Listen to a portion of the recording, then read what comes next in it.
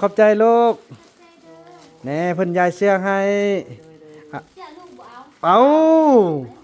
เนี่ยบ่เอาแม่นโอ้สาวติ๊กนี่เนาะอันนี้คือพลหน่วยนี่พลหน่วยงามๆเพิ่นบ่เอาเงินเด้อพี่น้องเพิ่นมอบให้ละล่ะโอ้สาวติ๊กแล้วบ่เอาเพิ่นให้ยังเอามีเอามีก็เอาเพิ่นให้น้ำใจเพิ่นเหี้ยแท้ว่าอะไปขึ้นรถเฮาบัดนี้โอ้ยขอบใจหลายโอ้พี่น้องเพิ่นมีของฝากของตอนนี่เป็น M100 พี่น้องเอ้ยให้บ่าวบุญนำขอบใจได้เด้อขอให้อยู่ดีมีแฮงหน่อยแน่อันนี้เพิ่นโดยไอ้ซาลีเพิ่นนั่นว่าซาติกนั่นน่ะซาลีเพิ่นถือม่านอะลูกเอาแม่แดขอบใจแม่หลายๆเด้อ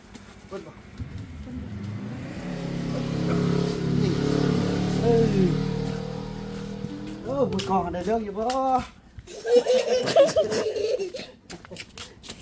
ได้เรื่องเลยอย่านี่มือกองเห็นอยู่บ่เนาะมือกอง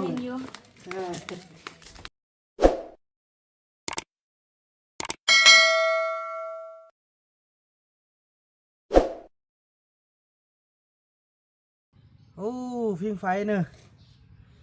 ทักทายสบายดีFC ของบ่าวบุญนำกันเบิดสู่คู่สู่คนพี่น้องเอ้ยเปิดภาพบรรยากาศมากับแม่ทัพแพทย์พี่น้องเพิ่นขึ้นมาฟิงไฟแต่เช้าพี่น้องเอ้ยเนาะถือว่าคลิปนี้ก็เป็นคลิปที่บ่าวบุญนำได้รับความเมตตาจากผู้ใหญ่ใจบุญเนาะนั่นก็คือจากท่านแม่นึงที่เพิ่นอยู่ทางและพี่น้องเอ้ยทางแคนาดาเนาะถือว่าเพิ่นก็เป็นห่วงเป็นใยพี่น้องเพราะต้องเรื่องครับพี่น้องเอ้ยโดยเฉพาะการอยู่การกินเนาะเพิ่นส่งเงินมาจำนวน200เหรียญพี่น้องขอบคุณเด้อเนาะเพื่อให้ซื้อข้าวปลาอาหารให้ทางพี่น้องเพราะต้องเรื่องเนาะส่วนรายการซื้อนั้นเพิ่นก็แบ่งพี่น้องเอ้ยเพิ่นแบ่ง100เหรียญซื้อข้าวซื้อน้ำให้พี่น้องเพราะต้องเหลืองเนาะส่วน100เหรียญนั้นก็จะมีการซื้อยาพื้นเมืองเพราะต้องเรื่องเฮาพี่น้องเนาะประมาณ50เหรียญนี่แหละแล้วก็50เหรียญมอบให้ทางร้านไซบุญมีเนาะแล้วก็กับการเดินทางอย่างต่างพี่น้องเอ้ยก็ถือว่าขอบใจขอบคุณทางย่าแม่หลายๆเนาะขอให้อยู่ดีมีแห้งเจริญร่ำรวยเด้อแม่เด้อกินอยู่สะดวกจกอยู่สะได้แห้งความเจ็บอยู่สะได้ความไข้อยู่สะได้มีเบิ่งแย่งพี่น้องพอต้องเรื่องในครั้งนี้ขอให้แม่ได้กลับขึ้นมาเป็น100เท่าพันเท่าเด้อสาธุเนาะเด้ออยู่บ้านท่าเด้อตัวเองบ่อาบน้ำเด้อจะได้ไปซื้ออยากได้ยังได้ก็เพิ่นว่าอยากได้กาแฟสัตว์อยากได้กาแฟกับยาสูบยาสูบเนอะจะได้ซื้อเล็กๆน้อยๆอายุลูกก็สิไปนี่ไปซื้อธงซื้อธงโอเคพี่น้องเอ้ยเนาะซื้อเสื้อแดงทรงพี่น้องตอนนี้ถือว่าทีมงานของเราก็มาฮอดมาถึงแล้วพี่น้องเอ้ยเนาะพี่น้องเอ้ยเนาะแล้วก็ถือว่าทีมงานเฮามาฮอดถึงละลูกมุกไปเนอะจุ๊บจะมาเถอะเด้อ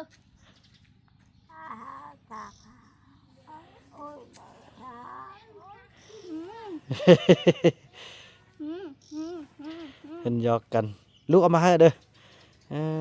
ไปเยี่ยมไปตลาดเนาะไปตลาดแก้มพี่น้องเอ้ยมีลูกมุกลูกจอมลูกยงแล้วก็สาวติ๊กไอวาดเนาะไอวาดไปเนอะไปบ่ไปตลาดไปเตอะมาแรงบ่ไม่แรงกันเลยหรือว่าหรือว่าอยู่ท้ายนำไอ้เฟื่องก็ได้เนาะพอเราจมขี่รถได้เราเจ็บขิงนะเจ็บแอวนี่มันบอกคันขี่รถจำได้นะฉันอยู่เฮือนท่าเด้อเฮือนท่าเอาเนาะมีที่เขาไปเอาเนาะ1 2 31ย่องติ๊กไปนับดูลูกเป็นบ่เบิ่งสินะ1 2 3 4คนเย้เก่ง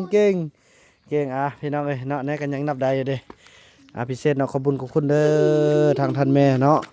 ที่บ่ประสงค์ออกนามเพิ่นส่งเงินส่งคำมาซื้อข้าวโดยเฉพาะจะซื้อข้าวนี่แหละพี่น้องเอ้ยนะแม่เฒ่ามาฮอดแล้วโอ้ บุญมีมาฮอดแล้วพี่น้องเอ้ย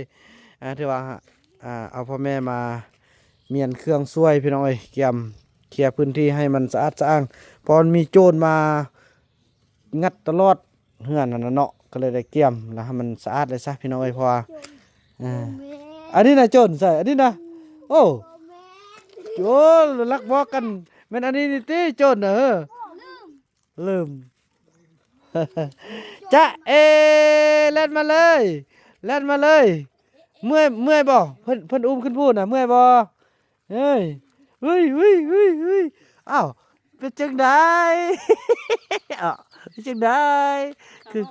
คือเงาแท้ไม่ดี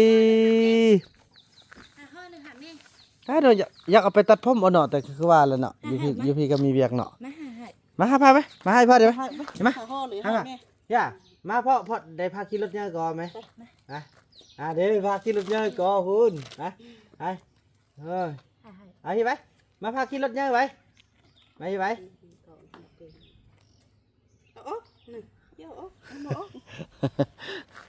ให้มันมีเฮาไปน้องไงยังงงอยู่นะตอนนี้ยังงงอยู่ไอ้บุญรถนี่เขาไปไอ้บุญรถนี่เขาไปป้าเมื่อคืนนี่แหละเมื่อวานนี่แหละเฮ้ย มาไม่ไปฮะเบิ่งเอานี่ไว้ก็หาแม่ไป หาแม่เนี่ย ปิ้งหนู กินข้าวก่อนลูกกินมาหมดว่ามีกินแล้ว มีกินตัว อย่าวันลืมเถอะตอนนี้นะมาอุ้มจะมาโอ้ลืมกันแล้วเนอะเห็นไหมไปขี่รถก่อน คือบ้านนี้ยังน่ะ บ่ยักมาไม่นี่บ่ยักหาแล้ว เครียดเท่า คือ นี่ป้าเมื่อวาน บ่แม่นหรอกคือกับพ่อต้องเรื่องนะยุ่นผู้ใดลืมผู้นั้นสมองเดียวนี่ไส้เดียวกัน มันเกิดมันรุ่นเดียวกันเด้อเนาะคือรุ่นเดียวกับคนป้าเด้อเนาะอยู่ใส่กระลึงหันเนาะติ๊กเนาะคือบุญรอดคือกันเนาะอยู่น้ำติ๊กกับลึงติ๊กอยู่น้ำแม่กับลึงแม่หุ่นเนาะโอ้ยพี่น้องไอ้คุณเปิดเพลงอ่ะจากสั้นเนาะแกมเดินทางพบกันต่อไปพี่น้องเนาะโอเคพี่น้องตอนนี้เราก็ได้เดินทางออกจากบ้านแล้วนี่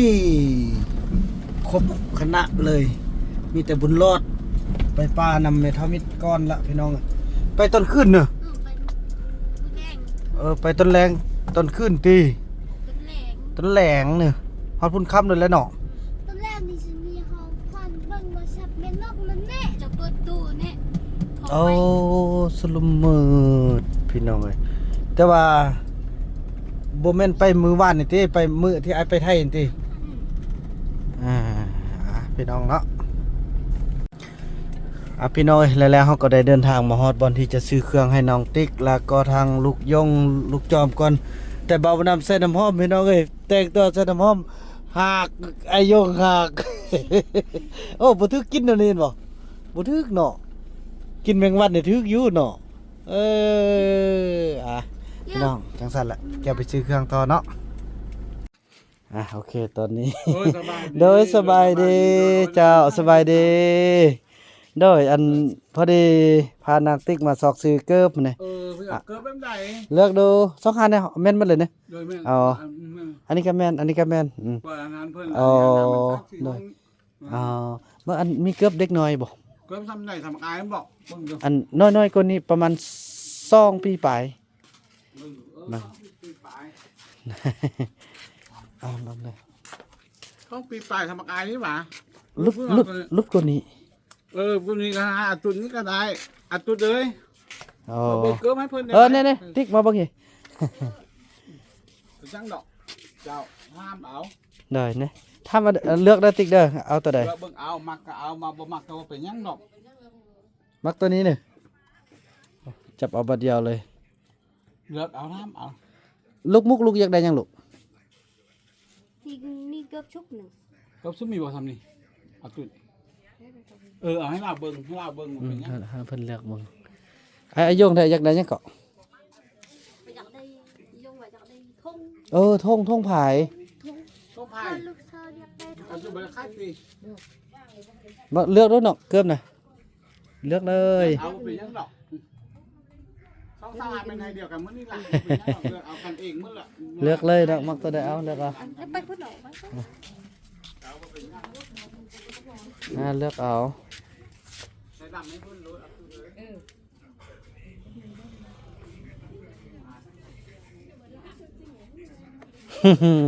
สบายดีบ่มีท่องผายเด้อเนอะ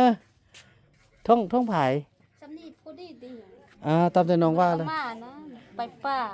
ไปปลาแล้วนี่ อายุกันหาเราอันผู้น้อยเราก็เฮ็ดซุปสนีก็ได้หรือว่า อ่า เส้นเราก็ได้ได้หมด โดย เพราะว่า มักละติมักละ คุณอยู่ บ่ใหญ่บุญรอดเนาะเฮาก็ต้องเอาตัวใหญ่เพื่อโอ้คันว่าตัวน้อยมันเรื่องมันก็ใหญ่มันก็กาย น้อยกับปานนี้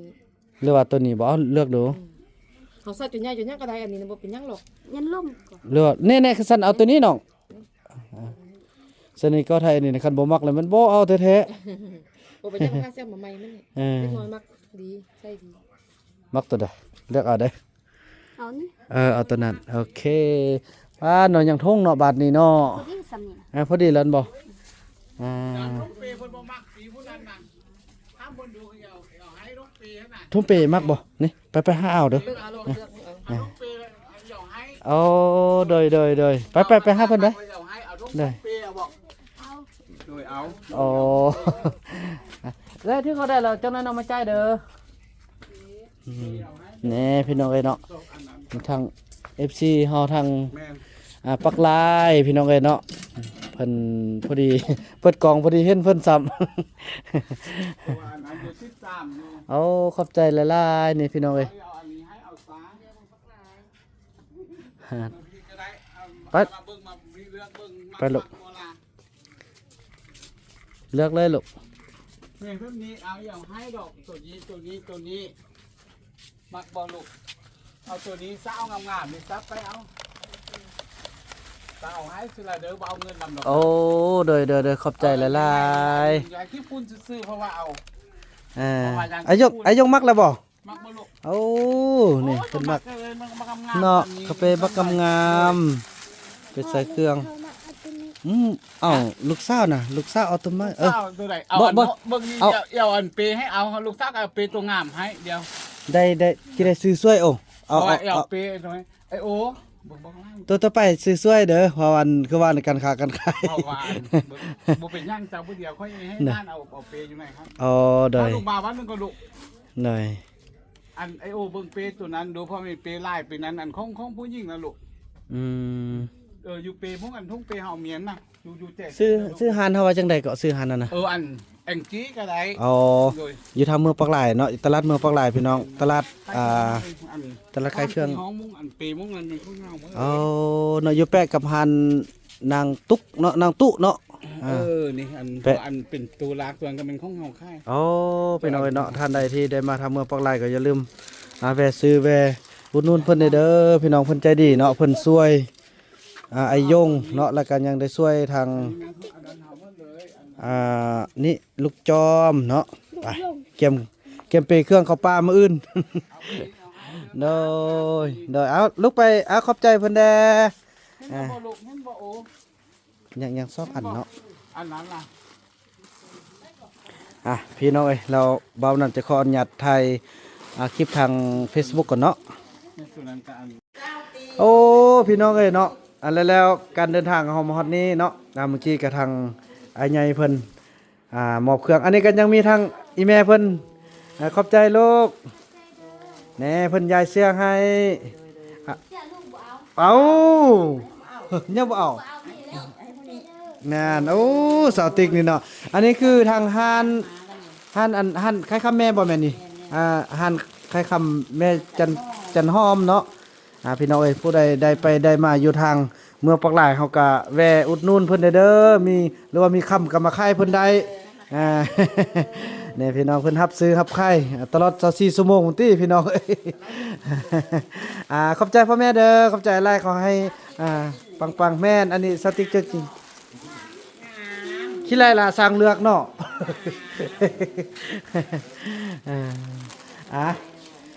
นั้นเด้อแม่เด้อพ่อเด้อขอบใจหลายน้องเอ้ยเนาะ เมื่อกี้ก็ถือว่าได้ไก่หานกระเป๋าเบิ่งลูกอีพ่อเบิ่งเด้อนี่อันนี้กระเป๋าใหม่ๆเพิ่นมอบให้เบานำได้เอาลงทาง Facebook เนาะทางหานแองจี้เฮาพี่น้องเอ้ยแล้วก็นี่ผู้ละหน่วยนี่ผู้ละหน่วยงามๆเพิ่นบ่เอาเงินเด้อพี่น้องเพิ่นมอบให้ละล่ะสาวติ๊กหรือบ่เอาเพิ่นให้ยังเอามี เอาเหนียวเนาะ เอามีก็เอาเพิ่นให้น้ำใจเพิ่นเอียแท้ว่าไปขึ้นรถเฮาบัดนี้พี่น้องเดินทางบัดนี้ไปซื้อเจ้าสบายดีโดยสบายดีได้พาอีกหน่อยมาซื้อเครื่องโดยโอ้พี่น้องไปใส่ก็มีแต่คนฮู้จักฮักแพงพี่น้องเขาออกมาทางนี้ก็แม่นฮู้จักเบิดเลยเนาะอันนี้หันใครคำเพิ่นก็เอาเครื่องเอาเสื้อให้หันนั้นเพิ่นก็เอากระเป๋าให้พี่น้องเอ้ยขอบอกขอบใจโดยสบายดีแม่โดยโอ้อันนี้แม่เอามักไม้เพิ่นบ่โอ้ลูกมุกเอ้ยเพิ่นมุกเพิ่นเอามักไม้ไว้เอาอีแม่อยู่ใส่นี่แม่เอาหันนี่บ่โอ้หันไก่เครื่องโดยขอบใจหลายโอ้พี่น้องเพิ่นมีของฝากของตอนนี่เป็น M100พี่น้องเอ้ยให้บ่าวบุญนำขอบใจได้เด้อขอให้อยู่ดีมีแฮงหน่อยแน่อันนี้เพิ่นโดยไอ้ซาลีเพิ่นนั่นว่าซาติกนั่นน่ะซาลีเพิ่นถือม่านลูกเอาแม่แดขอบใจแม่หลายๆเด้ออยู่ดีมีแฮงอันไปปันกันเด้อลูกเด้อไปปันกันขอให้ดีมีแฮงเด้อแม่เด้ออยู่ดีมีแฮงร่ำรวยแม่นี่เพิ่นก็มาไข่เครื่องอยู่นี่พี่น้องหันเมืองอยู่ทางเมืองปักลายเฮานั่นแม่เนาะโดยเพิ่นมาขายหันตัวใดแม่หันเสื้อผ้านี่บ่หันหันพิมพ์เสื้อเนาะนี่ออกแบบผลิตปลายติดตั้งหลายๆอย่างพี่น้องฝากมาเบิ่งแย่งเพิ่นเด้อผู้ใดได้ไกลไปไกลมาทางเมืองปักลายเฮาพี่น้องว่าเรื่องพิมพ์เสื้อพิมพ์กายอย่างต่างๆเนาะแล้วก็ทางอ้ายเฮาอยู่นี่บ่หันแปลงโมงยิบเกอพี่น้องเอ้ยเนาะนี่ท่านใดได้มาทางเมืองปักลายเดี๋ยวเบอร์ของเพิ่นนี่เนาะนี่อุดหนุนเพิ่นเด้อขอบใจอ้ายร่ำรวยเด้ออยู่ดีมีแฮงเด้อน้องกลับกันเด้อขอบใจหลายโดยพี่น้องเอ้ยก็ถือว่าได้มี FC หลายท่านก็ถือว่าให้ความอุปถัมภ์ช่วยเหลือไปกลับเถอะบัดนี้ไปซอกซื้อข้าวบัดนี้เนาะนี่โอ้พี่น้องเอ้ยดีใจเนาะ ได้บ่ โอเคได้ซุปลูกลงมาดนี่หลังจากซื้อเครื่องซื้ออันนี้เกือบของไอ้บุญรอดเนาะเดี๋ยวแล้วก็จะแม่นมาซื้อข้าวพี่น้องมานี่โอ้ยขอบใจเนาะย่าแม่ของพี่น้องเอ้ยที่เบิ่งที่แย่งที่ช่วยที่สู้เด็กน้อยเพิ่นก็อยากกินขนมไปซุปไปเอาพลเล็กพลน้อยเด้อจ๊ะแม่ค้าคนสวยนี่อันนั้นมีข้าวบ่เอาซ่องเป่าโอเคเป่าเท่าไหร่ก็เป่า1,500,000750,000โอ้คือว่าเป่า1,500,000 750,000คูณ2 1,500,000เท่ากับ1,500,000กีบพี่น้องเอ้ยเราจะเอาเท่าละสำนีก่อนเนาะพอยัง1,500,000ยังเหลืออยู่600,000พี่น้องเนาะยังเหลือ600,000ที่ว่าทางย่าแม่เฮาช่วยมาเนาะจำนวน100เหรียญที่ว่าบริหารในการซื้อส่วน100เหรียญนั้นแม่นแบ่งให้บุญมีนี่ให้ค่าน้ำมูกน้ำมันในการเดินทาง500,000แล้วก็เลือดจากนั้นเป็นซื้อยาสมุนไพรได้แล้วสิยกเอาขอบใจหลายเด้อแม่เนาะมานำแบกก่อนพี่น้องแล้วก็จะได้จ่ายเงินนำกันในต่อไปเนาะส่วนอีกหน่อยนั้นก็ไปเอาเครื่องเอาอีหยังต่างๆกันก่อนเนาะพี่น้องเอ้ยทดสอบมือกองไม่พี่น้องเอ้ยเนาะนี่เด้ออีพ่อไปซักกะยุ่งสิไปเด้อเอ้าโทรมาเดี๋ยวเด้อพ่อเนาะ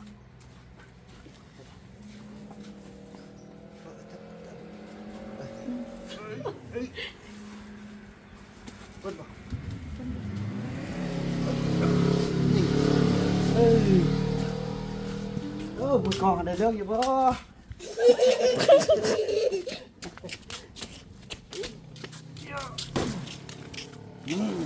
อีกเป้าที่หนึง เพราะลูกอยากได้หนวก อยากได้หมวกโอ้อีพ่อบ่มีเงินละติบ่มีหมวกล่ะเดี๋ยวผมบอกกันนะมือกองมาเอ้ามือกองก็เบิ่งดีๆโอ้มือกองคันเบิ่งแต่ข้างๆลูกกระเวียนบ่ได้เรื่องเลยเอ้ยเอ้ยเอ้ยอย่าเอ้ย1 2นี่อ้ายมือกองเห็นอยู่บ่เนาะมือกองนี่เอ้ย ค่ะ อย่าบัดนี้คันฮอตชนิดลูกกันย่างไปข้างล่างพุ่นลูกอยู่ทางกันเบิ่งตะเวนซ่องมาฉันลูกก็เบิ่งหน้าดิโอ้หาเงินใส่กันจังซี่แหละสิเขาสินำนั่นนี่แหละขอบใจลูกสาวนี่ ไปน้องเอ้ยบาทนี้ซื้อหมวกเบิ่งดูหมวกนิสัยเถอะหมวกแกตัวใด อยากดูมึง ใส่ได้บ่ คนดี โอ้ลมลมลูกหมวกแกลูกบัดนั้นกันเนาะเอาเงินไปซื้อของกินดีกว่าลูกเฮาอยู่บ้านบ่ได้ถึกแดดหรอกเนาะฮะเอาไหม คนละกินคน เอาขนมไปเอาขนม ข้างหมวกโอ้ข้างเกือบตีเฮิ่มนี่เอ้ยน้องไปใจาย เกือบเอาน้ำไผ่ เอานี่ เอาน้ำไผ่ จ้า เอาน้ำไผ่ เนี่ยเอาจะเที่ยวก็เลยจ่ายหมดเนาะ แล้วเอาน้ำไผ่ น้องมันผู้ใดมาน้ำไอหรือมาผู้เดียว มา มาน้ำไอ มาน้ำไผ่ มาน้ำไผ เอาเครื่องเนี่ยมา ใจายแล้วมันไว้เผื่อตอนเอาไปบุญสร้างติใจายแล้วกับสีขาวใจายแล้ว ผู้ใดจ่าย 60,000ไอ้ใจายตอนนั้นนั่นดิ โอ้ 60,000ไอ้มาบอกน้อง โอ้จ่ายแล้วเด้อเพิ่นมานำผู้บ่าวเอื้อยเพิ่นเด้เนาะไอ้ของเขา 18 นี่ละจ่ายละอันนี้บวก นี่บ่คันนี้ บวกใส่เขามาโลกเอามาโอ้เอาสติง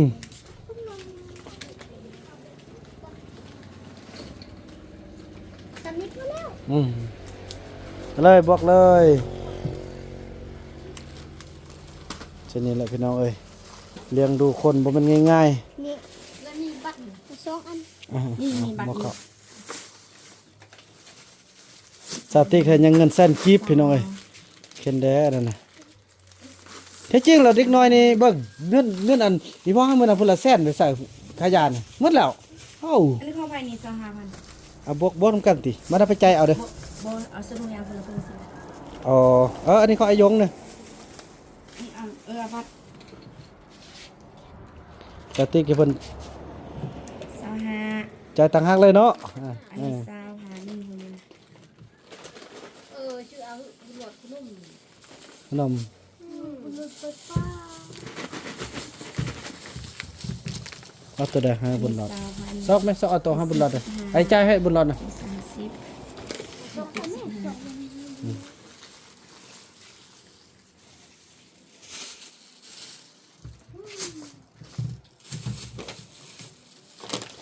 อ้าวขนมทุก75,000 บอกเขาเลย ลูกอันนั้นได้ลูกจอมเลยอ๋อโอเคไล่มันละโอเค เป็นล้าน575,000 ยังตัวนั้นยังท่านั้นกันไปยืนรถท้าพอเอาเลย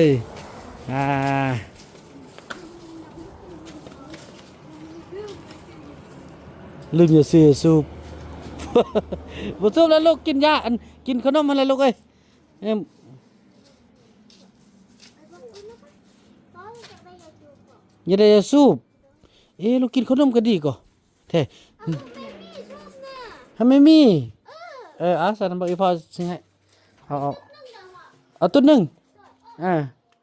ติ๊กเอายาโอเค บวกอีก45 13,000 13,000 บวก1,633,000 ล้าน6แสนโดยอ๋อกับขีดเดี๋ยวเอา1 2เอา3เลย3โอเค1,645,000 ล้าน6แสน 45,000 15,000หน่วย10ห้อยพันหมื่นแสนล้านโอเคขอบใจป้ายบัดนี้พี่น้องแม่นละยังเพียงเท่าใดพี่น้องเหลือ2 ล้าน1แสนลบให้1 ล้าน6แสนยังเหลืออยู่มึงเด้อ2 ล้าน1แสนไล่พอดำพอดีดอกลบให้1 ล้าน6แสน45,000ยังเหลือ4,055,000กีบพี่น้อยเนาะสกอร์ไว้นักนอกเนอะโอเคไปพี่น้องเอ้ยบาทนี่โอ้ยขอบใจเด้อท่านแม่ผู้ใจบุญที่ได้ช่วยเหลือพวกเฮาได้หมดกันแล้วเนาะโอเคพี่น้องเดินทางกลับบ้านกันโอเคหอดบ้านหอดเฮือนกันแล้วทีนี้ เอาพวกแดง ไปเอาธงอย่าลืมเด้อปั้นแม่ทัพแพทย์เด้อ เป็นแม่เฮามีแดง แม่ทัพแพทย์แม่ทัพมีดเด้นี่โอ้ไอ้บุญมีเหรอเดี๋ยวธงพลอันเนาะเธอดีก็อยู่ลาเห็นบ่ย่าบุญกินข้าวก่อนกินลุ่มไอ้บุญมีบ่ได้ไปดำสามมื้อนี้นะเงาโอ้ฮ้อนนะลูก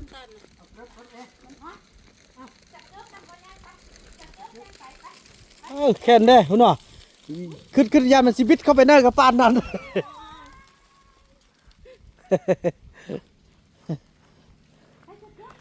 พี่น้องเอ้ยเนาะก็ถือว่าสิได้แบกเข้าแบกน้ำเอาลงไปไว้ก่อนนี่พี่น้องเอ้ยเนาะมาฮอดมาถึงแล้วขอบอกขอบใจทางท่านแม่เฮาเนาะที่บ่ประสงค์ออกนามอยู่ทางพุ่นละพี่น้องเอ้ยอยู่ทางแคนาดาเนาะเพิ่นได้ส่งเงินมาช่วยเหลือพี่น้องพอต้องเรื่องเฮานี่จังซี่แหละก็สิแม่นพอดีเข้าอยู่ถึงกำมืดเลยเนาะลุงเนาะยังจักเป่า โบเดียว ยังเป่าเดียวอยู่อันโตนเป่าแดงนะยัง เคี้ยว เป่าสีเขียวบ่แม่นบ่แม่นเฮาเอาไปป้ามื้อนั้นเป่านึงนี่ บ่อนเคี้ยวมันต้อง อ๋อแม่นบ่โอเคพี่น้องเนาะก็ถือว่ามาบวกซะเป็น2เป็น3เป่ากินอีลุ่มหมดก่อนนะลุงเนาะขอบอกขอบใจขอบบุญขอบคุณน้ำแม่หลายๆขอให้อยู่ดีมีแห้งเจริญร่ำรวยก้าวหน้าบ่ว่าจะเป็นการงานการเงินอันนั้นลูกอยากกินน้ำนี่น้ำไปเอาน้ำแม่นกไปดีอกดีใจเนาะเบิ่งมาวันนี้จะขออนุญาตจบคลิปกันสำนีก่อนเด้อแม่เด้อช่วยเหลือพี่น้องพอต้องเลือนในครั้งนี้ขอให้อยู่ดีมีแห่งกันให้ร่ำให้รวยเท่าใดให้รวยขึ้นเติมความเจ็บอย่าสุดใดความใครสุดใดมีเนาะปรารถนาสิ่งใดขอให้ได้ดังความมุ่งมั่นปรารถนาคลิปนี้เบานำขออนุญาตจบคลิปกันสำนีก่อนเมียนข้าวเมียนเครื่องแล้วก็จะว่าวิ่งงานต่อไปเนาะคลิปนี้เบานำขอกล่าวคำว่าสบายดี